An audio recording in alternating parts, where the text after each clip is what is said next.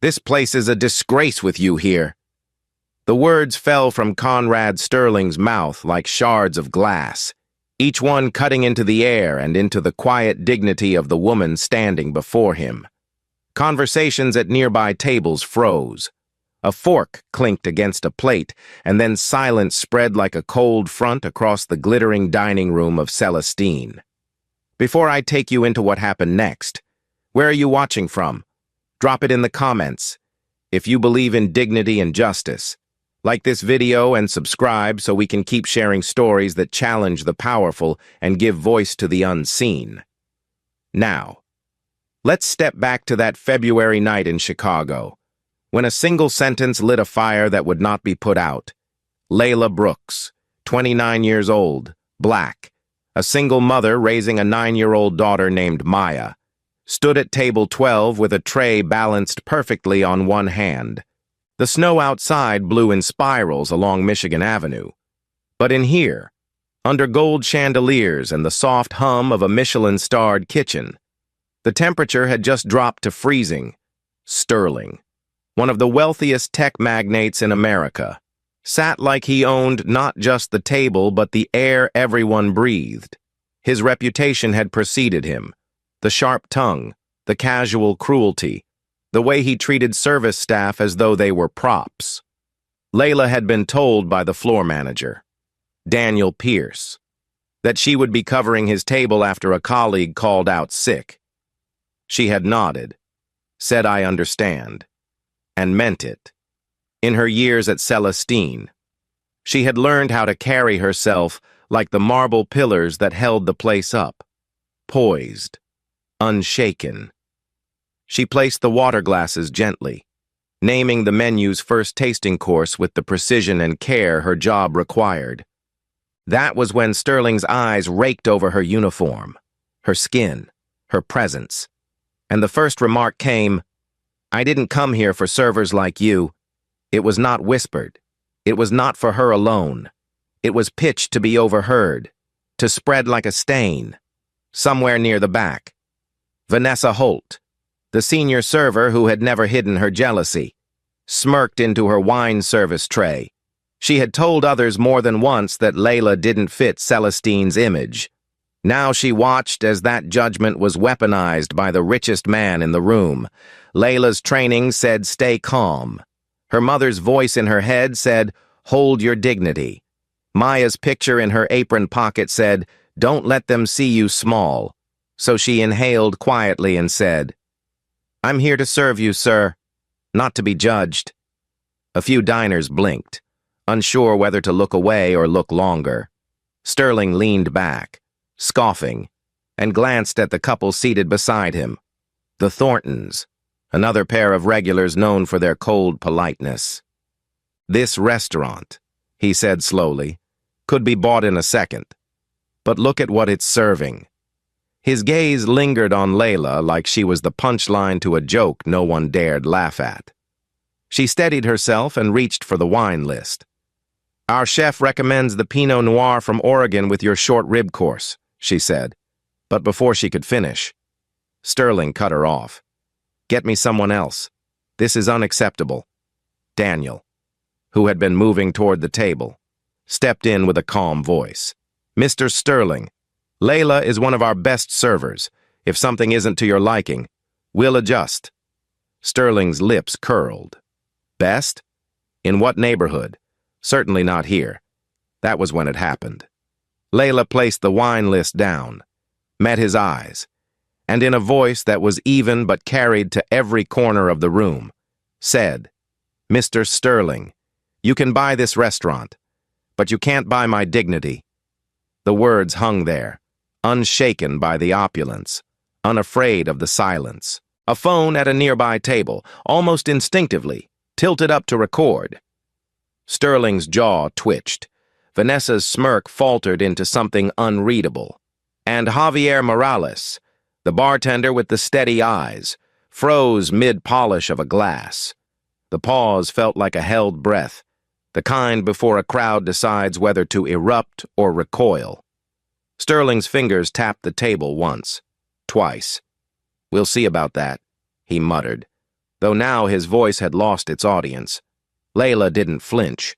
She continued the service, course by course, as though nothing had happened. But inside, she could feel the tremor of what she'd just done. She didn't know yet that the recording was already making its way onto social media. She didn't know that within hours.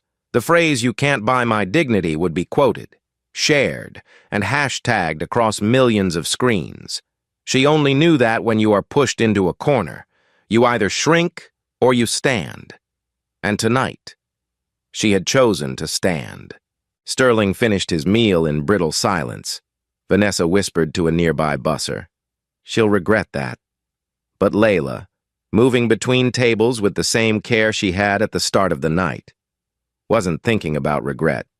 She was thinking about Maya's homework waiting at home, about the rent due next week, about the fact that for the first time in a long time, she had said exactly what needed to be said, no matter who was listening.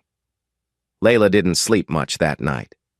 After she tucked Maya into bed with a kiss and a whispered, "Mommy's fine."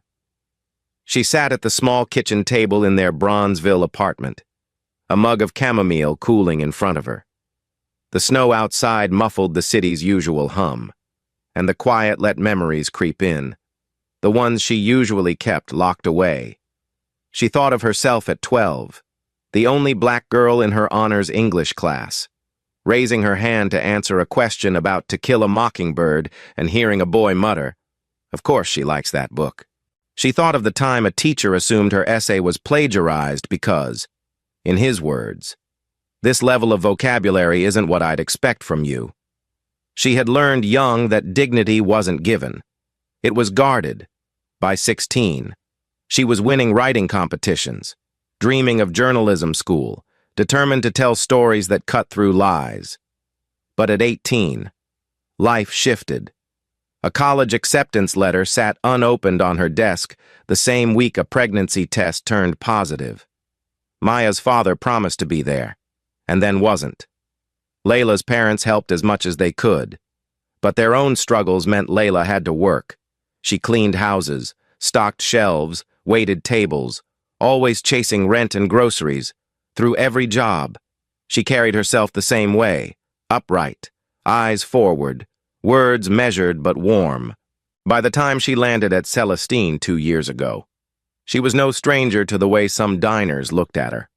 The long pause before speaking, the overpronounced miss that carried more than politeness. Vanessa Holt was the type to smile at those moments, as if confirming a suspicion. Vanessa had seniority, and she guarded it like a throne. She called Layla rookie even after months of perfect service. She'd slide the easier tables to herself, leave the more demanding ones for Layla, and never missed a chance to drop a comment like, "I just hope you can keep up," that winter night, before Sterling arrived. Vanessa had been in the staff room adjusting her lipstick and muttering, "I swear, if I get stuck with the Sterling table, I'm walking out," when Daniel asked her to cover it after a last-minute absence. She feigned a headache. Layla, hearing this, knew what it meant when Daniel turned to her, a chance, but also a test. She said yes without hesitation. Javier Morales had been behind the bar polishing stemware when she passed by on her way to Sterling's table. Javier was steady, mid-30s, with the easy patience of someone who'd weathered worse storms than bad customers. Born in Mexico, he came to Chicago at 19, worked his way up from dishwasher to bartender. He and Layla shared quiet conversations during lulls in service, about Maya's school projects, about his little sister studying nursing, about the dream of one day running a place of their own. He knew what it meant to carry your dignity in rooms that didn't always welcome it.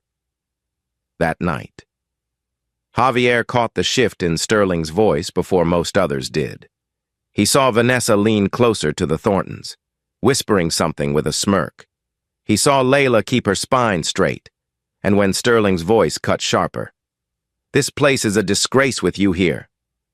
Javier's hands clenched the bar towel. Later, in the staff corridor, he would tell her quietly, I heard what Vanessa said to him before you got there.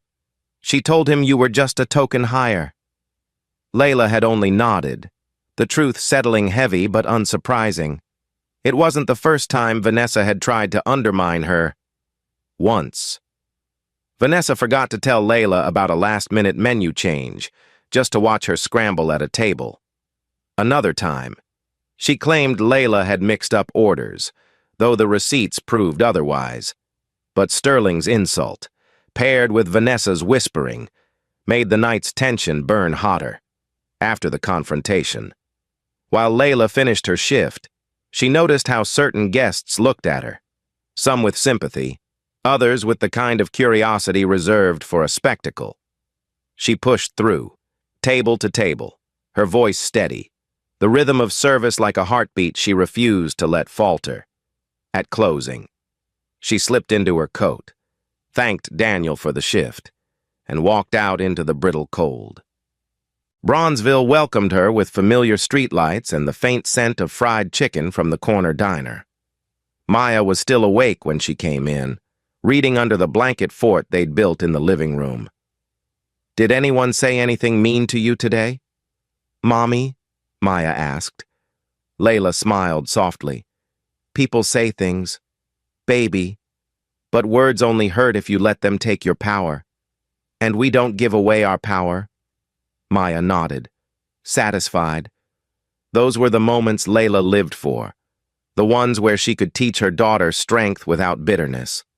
In the days leading up to that night, life had been the usual balancing act, early mornings packing lunches, late nights reviewing the next week's schedule, calling her landlord to negotiate the rent payment. She carried it all quietly, which was why, when Sterling tried to strip her dignity in front of a room full of strangers, she knew she couldn't let it stand. Her response had been instinct wrapped in years of practice, the steady tone, the unflinching gaze, the choice of words that reminded both him and everyone listening that money could buy a lot, but not everything. Now, as she sat in the dim kitchen, her tea cold, she thought about Javier's warning and Vanessa's smirk. She knew trouble wasn't over. Sterling was a man who didn't take public defiance lightly, especially not from someone he considered beneath him. And Vanessa. Vanessa had just seen her rival hold the room's attention. The combination was dangerous. But Layla had weathered worse. She remembered standing in a grocery store line at 19, a crying baby in her arms, food stamps in her hand, while the man behind her sighed loud enough for everyone to hear. She remembered delivering food to an office where the receptionist took her tip jar and said, "We don't allow those here," even though she'd seen others keep theirs.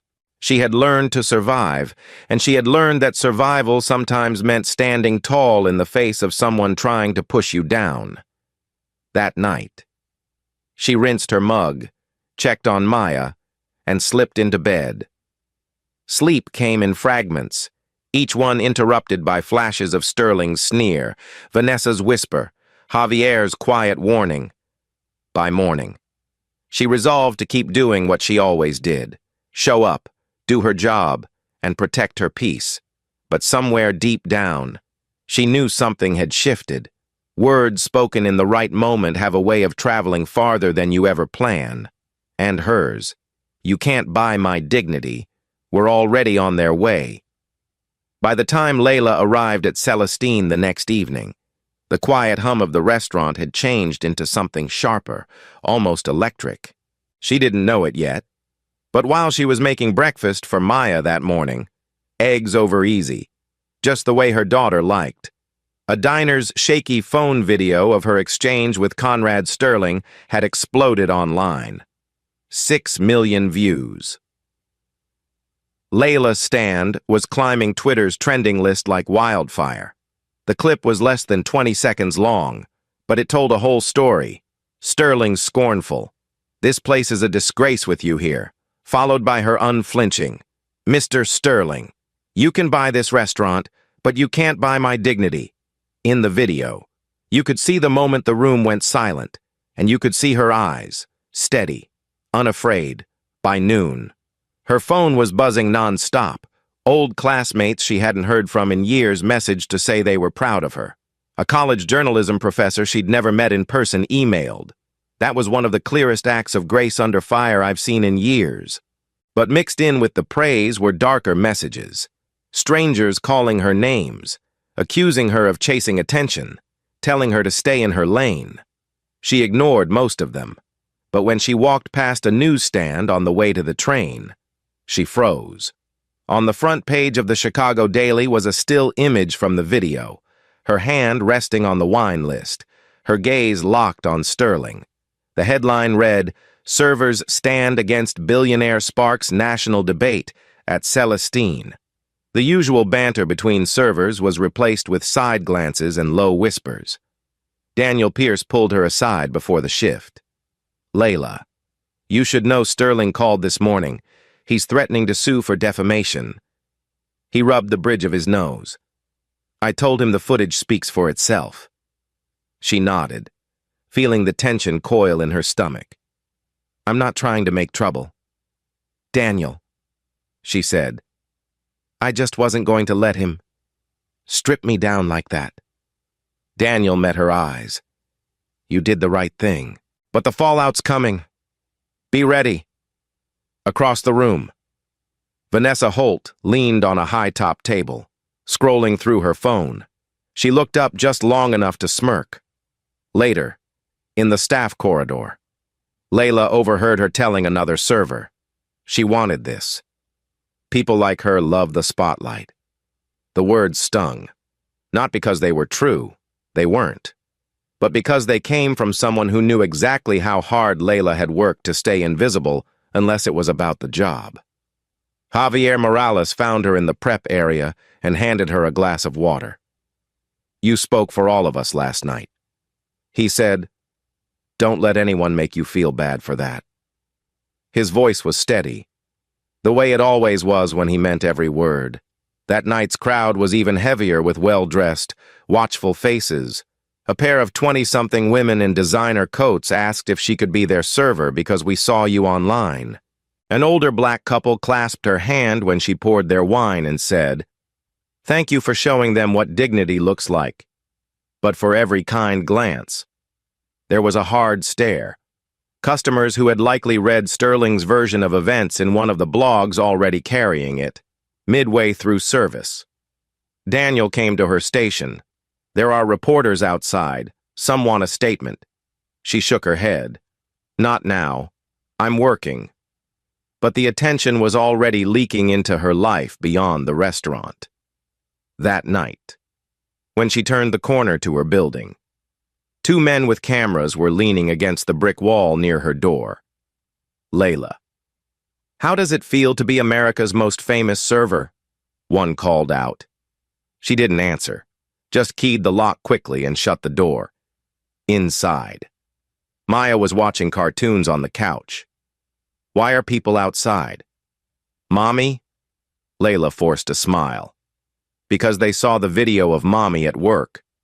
Maya tilted her head. "Did you sing?" "Not exactly," Layla said, sitting down beside her. She didn't tell her about the anonymous call that had come an hour earlier. A man's voice, low and sharp, saying, "You'll regret this." "Layla." She didn't tell her about the way her hands shook for 10 minutes after hanging up. Instead, she wrapped her arms around her daughter and held her close. The next morning, Evelyn Ward, Celestine's owner, called her in early. Evelyn was a woman who commanded respect without raising her voice, a former chef who knew the value of every person on her team. "I saw the video," she said, pouring coffee into 2 mugs. "I also saw the garbage Sterling's been feeding to his friends in the press. Don't you worry. No one disrespects my staff and gets away with it." Layla felt a wave of relief, but also fear. Sterling wasn't a man who lost quietly. "He's got money." "Evelyn," she said. Evelyn nodded. "So do I. But I've also got truth on my side." By the end of that week, the hashtag Dr. Layla's Stand had spawned thousands of posts. Some sharing their own workplace discrimination stories, others calling for boycotts of Sterling's companies. A Chicago student tweeted, "Layla Brooks is my hero," and it was retweeted over 4,000 times. But for every story of support, there was another post accusing her of playing the race card or chasing clout. Vanessa fed those flames in quiet ways. A comment here, a leaked detail there, telling anyone who'd listened that Layla wasn't even that good a server and probably planned it. Layla kept her head down at work, but the pressure was building. She started checking the locks twice before bed. She stopped answering calls from numbers she didn't recognize. One night, a loud bang shattered her calm. A brick hurled through her living room window. Maya screamed and ran into her arms. Glass glittered across the floor like ice. Layla called Javier, and he was there within 20 minutes, still in his bar apron. "I'm staying here tonight," he said. No room for argument. They played card games with Maya until she fell asleep on the couch. When he left in the morning, he said, "You've got more people on your side than against you. Don't forget that." That day, Layla checked her phone and saw a petition titled, "Stand with Layla Brooks," 75,000 signatures. Reading the comments, "We've got your back. You're not alone. We see you," was like pulling in a lungful of fresh air after days underwater. It didn't erase the fear, but it reminded her why she had spoken up. The truth was bigger than Sterling, bigger than the threats, and bigger than the lies. Somewhere in all of this, she could feel the ground shifting beneath her feet. Fame, Layla quickly learned, didn't feel anything like glory. It felt like walking through a street where every window was lit and every shadow might be hiding someone waiting to trip you. By the second week after the video, she couldn't step into a grocery store without someone recognizing her. Some would smile warmly, pressing a hand to her arm and saying, "We're proud of you." Others would mutter as she passed, not loud enough for her to catch every word, but just enough for her to feel the chill. Online, the swell of support kept rising. Photoshopped posters with her quote, "You can't buy my dignity," were popping up in feeds from Chicago to Los Angeles. But so did the hate. Trolls sent doctored images of her with crude captions. One even messaged a threat that mentioned Maya by name. That one sent Layla straight to the police station. They took the report, nodded gravely, and promised to look into it. But she knew better than to wait on promises. At Celestine, the tension had thickened. Half the staff seemed protective of her. The other half seemed to resent the attention she brought. Vanessa Holt, reinstated after a supposed sick leave, wasted no time stirring the pot. One afternoon before service, Layla overheard her on the phone in the staff lounge, voice dripping with faux concern.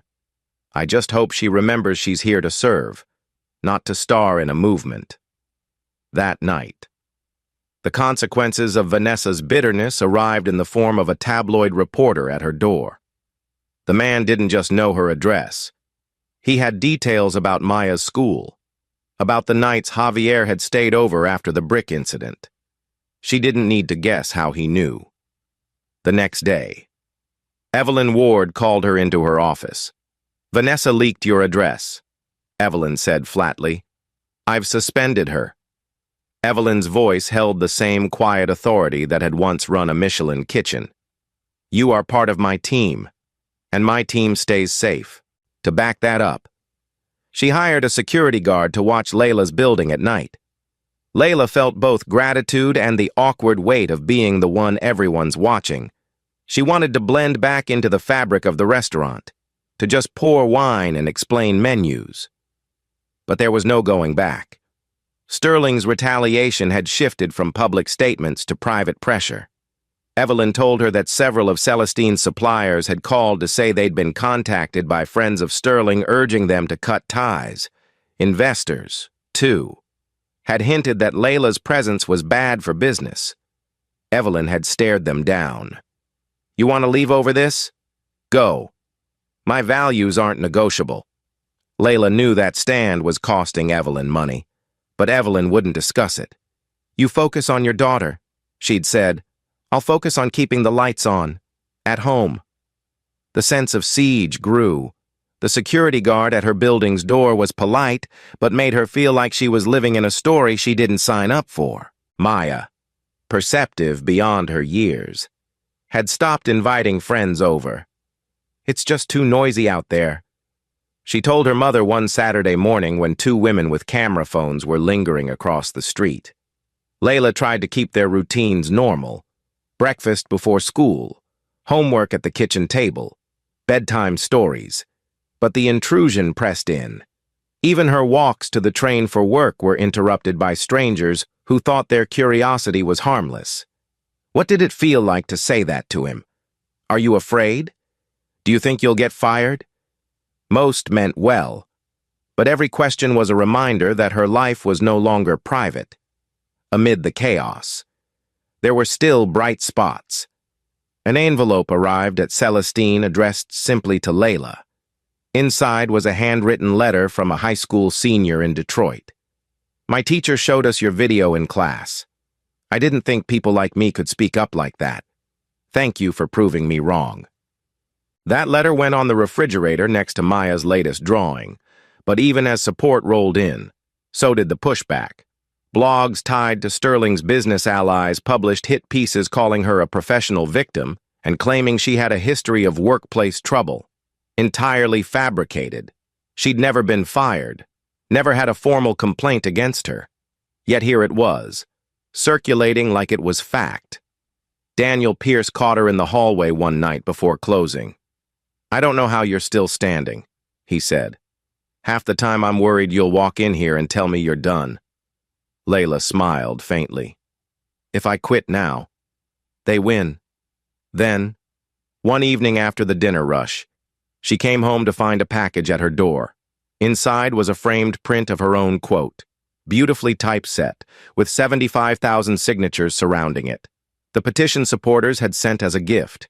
She stood there in her small living room, holding it like something fragile, and thought about all those names. They weren't just clicks on a screen. They were people who believed her voice mattered. That night, she slept a little deeper. Still. The next morning brought another jolt. Sterling's lawyer sent a formal letter to Celestine threatening to pursue all available remedies if the restaurant continued to employ and platform her. Evelyn brought the letter to the staff meeting that afternoon and read it aloud. "Let me be clear," she said to the room. "We don't bow to bullies here. Not in the kitchen, not in the dining room, and not in the press." Then she looked directly at Layla. "You have this entire house behind you." The staff clapped. Not all of them, but enough that the sound filled the room. Layla left work that night feeling the smallest sense of steadiness return. The storm hadn't passed, but she had weathered enough in her life to know that sometimes just making it through the day was a victory. And as she walked the snowy streets of Chicago's Loop toward the train, she thought of something her grandmother used to say, "When they come for your dignity, you plant your feet." She had, and she would again. The offer came on a Thursday afternoon, in the middle of the lunch shift, when Layla was balancing two trays and trying not to think about the latest smear article Sterling's allies had posted that morning. Daniel appeared at her side and murmured, "Evelyn wants you in her office, now." She set the trays down for another server to run and walked back, her apron still tied, heart ticking faster. Evelyn was there behind her desk, but she wasn't alone. Standing beside her, in a soft navy suit and that unmistakable warm but commanding presence, was Michelle Obama. For a split second, Layla thought she'd stepped into a dream. "Layla," Evelyn said, smiling. "Mrs. Obama has something she wants to discuss with you." Michelle stepped forward, her handshake firm, her eyes locking onto Layla's in a way that made her feel seen and weighed in the same instant. "I've been following what happened," Michelle said, "and I want you to know, you handled yourself with courage and grace. That's not easy when the world is watching." Layla's throat tightened. "Thank you, ma'am." Michelle explained she was launching a new initiative called Equity Now, A $3 million campaign with 12 partner organizations to combat workplace discrimination and promote dignity in service professions. We need someone to be the face of this, she said plainly. Not a politician, not a celebrity, someone who's lived it, who understands what it means to stand up in the moment. Layla's first instinct was to shake her head. I'm just a server. I've never done anything like that. Michelle smiled gently. Exactly. You're real. And your heart is what we need. Evelyn added, you'd still work here, but you'd also speak, travel, help shape the message. I'll adjust your schedule. Layla's mind spun. The idea of stepping into such a public role terrified her almost as much as the threats she was still getting. I don't know if I'm ready, she admitted. Michelle leaned in slightly. No one's ever ready to lead, but moments like yours, they make leaders out of ordinary people. Before Layla could answer, Evelyn's phone buzzed.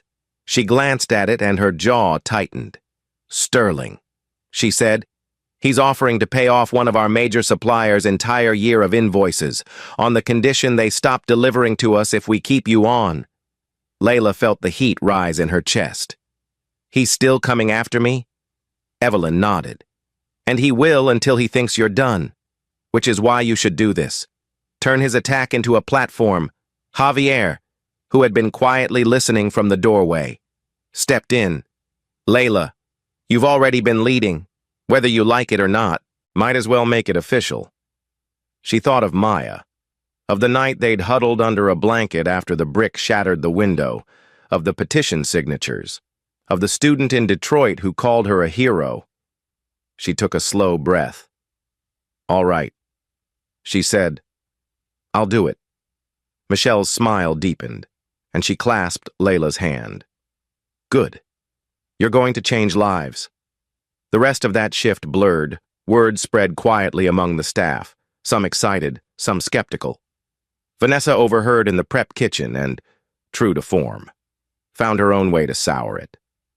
That night, she met Sterling's assistant at a wine bar and fed him details about Layla's new role, smirking over her glass. Thought you should know, she said, pretending it was a casual aside. Sterling, upon hearing, saw it as a challenge. Within 24 hours. More anonymous calls came to Layla's phone. One email simply read, "We know where your kid goes to school." Evelyn responded by arranging a driver for Layla and Maya until further notice. The next morning, Michelle's team held the first planning call for Equity Now. They wanted to launch in 6 weeks, starting with a major event at Celestine's ballroom, the same room where Layla had stood her ground. The symbolism wasn't lost on her, as she listened to plans for partnerships, social media outreach, and training modules for managers across the country. She felt both daunted and determined. That evening, after Maya went to bed, Layla sat at the kitchen table with a notebook.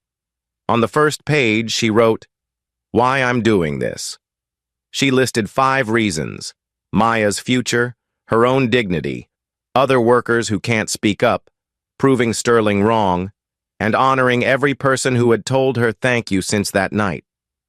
A week later, she met with Evelyn and Michelle again to map out her speaking role. "We'll need you on panels, in interviews," Michelle said, "and we'll need you to tell your story the way only you can." Layla thought about how to shape it, not as a viral moment, but as part of a longer journey through every slight, every dismissal, every moment she'd been told she wasn't enough. She didn't want pity, she wanted change. Meanwhile, Sterling escalated his campaign. His PR team fed quotes to business magazines suggesting Celestine was imploding and that Layla had created a hostile environment. None of it stuck. Evelyn's reputation was too solid, but the noise was constant. One evening, when she was leaving after a meeting, Layla caught Vanessa watching her from across the dining room. Their eyes met for a second. Vanessa looked away, but Layla saw something she hadn't before, a flicker of uncertainty under the disdain. That night, Javier walked her to her car. You know, when this is all over, he said, he's going to wish he'd never said a word to you. Layla half laughed. Let's hope so. As February wound toward March, the pieces of Equity Now came together. Flyers, sponsorships, speaker lineups. Layla practiced her speech in the quiet of her living room, Maya sitting cross-legged on the couch, offering feedback like a tiny coach. Say the part about dignity slower, Maya suggested one night, so they really hear it. Layla smiled, making a note, but the threats hadn't stopped. One evening, Evelyn called to warn her, Sterling just tried to buy out one of our major investors to pressure me into letting you go. Layla's jaw clenched. What did you say? I said we're not for sale. It was in that moment Layla realized. She wasn't just fighting for herself anymore. She was part of something bigger. A current that had started with one sentence in a dining room and was now pulling in voices from across the country. And if Sterling thought he could drown her out, he was about to find out just how loud that current could get. By the time March rolled in, the air in Chicago still held that sharp winter bite. But for Layla Brooks, the cold was coming from somewhere far more dangerous than the wind off Lake Michigan. The closer the Equity Now launch date crept, the harder Conrad Sterling pushed. His smear campaign had shifted into overdrive, blogs, social media accounts, even a concerned citizens group that was nothing more than a shell for his PR firm began churning out lies. That Layla had staged the incident for fame, that Evelyn was exploiting it for profit, that the video was edited to make him look bad. None of it stuck with people who knew the truth. But lies have a way of leaving a stain even after they're washed away. And then came the night the danger stopped being digital. Layla and Maya had just finished dinner when the sound of shattering glass ripped through their apartment. Not a brick this time, but the small explosion of a Molotov cocktail hurled at the front porch. The flames licked at the doorframe, smoke curling under the threshold. Layla grabbed Maya, heart pounding, and ran them out the back while a neighbor called 911. The fire was contained quickly, but the message was clear. Back down, or we'll make you. The police took statements, their voices clipped, their eyes darting toward the reporters gathering across the street. Javier arrived before the fire trucks even pulled away, his face pale under the streetlight. You're staying with me, he said. Layla didn't argue. That night, Maya slept in the guest room of Javier's small apartment above a corner grocery store, while Layla sat at the kitchen table, staring at the smoke smell clinging to her coat. This isn't just about me anymore, she said quietly. Javier nodded. It's about every person they think they can scare into silence.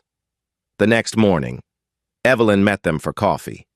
We'll get you into a safe location until this launch is over, she said. My friend runs a private security firm. You'll have round-the-clock coverage. Layla hated the idea of being protected like she was some fragile thing, but she had Maya to think about. All right. She agreed. 2 days later, she sat across from a CNN anchor in a brightly lit studio, her hair pulled back, her voice calm but firm. The segment had been booked for weeks, but now it felt urgent. Why not just walk away? The anchor asked. Layla took a breath. Because dignity isn't for sale. If I walk away, he wins. And if he wins, what message does that send to the next woman in my position? The clip went out to over 10 million viewers that night. Donations to Equity Now surged past 4 million in 24 hours. Support poured in from restaurant workers, nurses, hotel staff, even corporate employees who had faced their own forms of bias. But while the momentum lifted her, the threats didn't stop. Vanessa, watching from the sidelines, seemed to wither under the pressure. One evening, she knocked on the office door where Evelyn and Layla were meeting. Her voice was shaky. I need to talk to you both. She admitted that she had fed information to Sterling. At first, she said, just little things to put her in her place. But later, things she knew could harm her. "I didn't think it would go this far," Vanessa said, eyes wet. Evelyn's face was granite. "You endangered her and her child." Without another word, she told Vanessa to collect her things. As Vanessa left, she glanced at Layla. "I'm sorry." Layla didn't reply. There was nothing to say. Word of Vanessa's firing reached the staff quickly, and for the first time, the restaurant felt unified behind Layla. Still, Sterling wasn't done. His influence began to crack when a major sponsor for one of his tech conferences announced they were pulling out, citing misalignment with our values. That crack widened when an investigative reporter unearthed emails showing Sterling had personally instructed his team to find pressure points on Layla and Evelyn. The story broke 3 days before the launch, and the tide shifted sharply, for the first time. Sterling was the one on defense, in the days that followed. Layla visited Maya at the secure townhouse where she was staying with a retired security officer's family. They sat at the kitchen table together, Maya working on a story for school about a brave mama who didn't give up. Layla read the first page, her eyes stinging. "You're a good writer," she told her daughter. "I wonder where I get it from." Maya teased. That night, when Layla returned to her own temporary apartment, she wrote out the final lines of the speech she'd give at the Equity Now launch. It wasn't about Sterling anymore. It was about the people who had sent letters, who had risked their own jobs to speak up, who had told her she made them feel seen.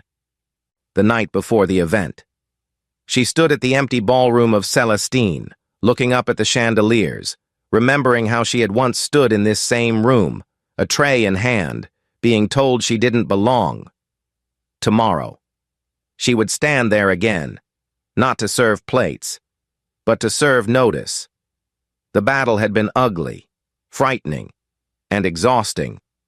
But now, with the finish line in sight, she realized something Sterling never would. You can try to strip a person's dignity, but you can't take it if they refuse to hand it over, and she was done handing anything over. The ballroom at Celestine had never looked like this before, where once there had been hushed conversations over foie gras and crystal wine glasses. Now there were rows of chairs, a stage framed with soft lights, and banners bearing the bold letters, "Equity Now." 600 people filled the room. Restaurant workers in pressed uniforms, nurses still in their scrubs, business leaders in tailored suits, activists in t-shirts that read, "Dignity has no price." The hum of voices was alive with anticipation. But when Layla Brooks stepped onto the stage, the noise softened into a collective breath. She stood tall, the same posture she had that night at Sterling's table, but now without the weight of serving trays in her hands. Maya was in the front row beside Javier, her little legs swinging, clutching a notebook where she'd been scribbling ideas for her own stories. Michelle Obama sat just to their right, her smile steady, her presence like an anchor. Layla adjusted the microphone, looked out over the sea of faces, and began. "Some of you know me as a server. Some of you know me from a video, but before all that, I was a girl in Bronzeville taught that your dignity is something no one can give you, and no one can take away." She paused, letting the words settle. "I've been told I don't belong in certain rooms. I've been told my place is somewhere smaller, quieter. But I'm here to tell you, the size of the room doesn't determine the size of your voice." She spoke of that night in February. Not just the insult, but the choice she made in the seconds afterward. "When Mr. Sterling told me this place was a disgrace with me here, I could have walked away. I could have stayed silent. But silence is the soil where injustice grows." Her voice stayed calm, but the conviction underneath was like steel. She told stories of letters she'd received. A hotel housekeeper in Atlanta who confronted her boss about stolen tips. A young man in Detroit who refused to change his name on a resume to sound more acceptable. She lifted them up as proof that one voice could spark many. Equity. Now isn't just about me. She said, it's about you. It's about the next person who's told they're less than. It's about building workplaces where dignity is the default, not the exception. The applause began as a ripple, then swelled into a wave that filled the room. Michelle Obama took the stage next, her words reinforcing the mission. But it was clear the night belonged to Layla. Donations came in live on the screens flanking the stage, $6 million by the time the program ended, from small $10 gifts to corporate commitments in the hundreds of thousands. Outside the glare of the spotlight, the fallout for Sterling was hitting full force. The investigative reports had gained traction, and his companies were hemorrhaging sponsors. 2 major contracts were canceled in the same week, by the time Layla left the stage. Her phone buzzed with news alerts about his resignation from a board seat he'd held for a decade. Evelyn Ward found her in the green room, hugged her tight, and said, "You changed the story. Not just yours. Ours." Later that night, after the last handshake and the final photo, Layla walked out into the crisp Chicago air. Snow flurries drifted in the light from the street lamps. Javier and Maya were waiting for her at the curb. "Mama," Maya said, holding out a thin, stapled booklet. "I finished my story." On the cover, in careful block letters, were the words, "My hero." Layla took it in her hands, her throat tightening. "Is it about superheroes?" she asked. Maya shook her head. "It's about you, and how you didn't let the mean man win." For a long moment, Layla just looked at her daughter. The reason she'd stood her ground that night, the reason she'd taken every blow that came after. She crouched to Maya's height, the snow settling in her hair, and said, "Baby, the truth is, we both won. Because we didn't back down." They walked to the car together, Javier falling into step beside them, his easy smile back after weeks of worry as they drove through the quiet streets. Layla looked out at the city she called home, a city that could be cold and cruel, but also fierce and full of heart. She thought about the journey from a cramped apartment kitchen to a stage that carried her voice to the nation. She thought about every person who had stood up in their own way because they saw her do it first. And she knew this wasn't the end. The work would go on, in restaurants, in offices, in boardrooms, in classrooms. Some days it would be big and loud, other days it would be quiet and unseen, but it would keep moving forward. Back at their apartment, the windows repaired, the locks reinforced. Layla tucked Maya into bed, from the living room. She could see the framed petition with its 75,000 names. She stood there for a while, letting the weight of it settle in, not as a burden, but as a promise that she'd keep speaking, keep standing, keep planting her feet no matter who tried to push her back. Outside, the snow kept falling, erasing footprints on the sidewalks. Inside, Layla Brooks knew her path was just beginning. Because when one person stands for dignity, it doesn't end with them. It starts a movement. And this movement had only just begun. Thank you for listening to Layla Brooks' story, proof that one voice can spark a movement. If it moved you, leave a comment, like this video, and subscribe so we can keep sharing powerful stories of courage and justice. Thank you for being here.